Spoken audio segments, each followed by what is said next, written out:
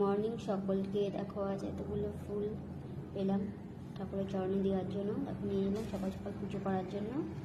দেখো থালাবাটি ধুয়ে নিয়েছি, জল দিয়ে পুজো করে নেবো। সবাই দেখতে থাকো।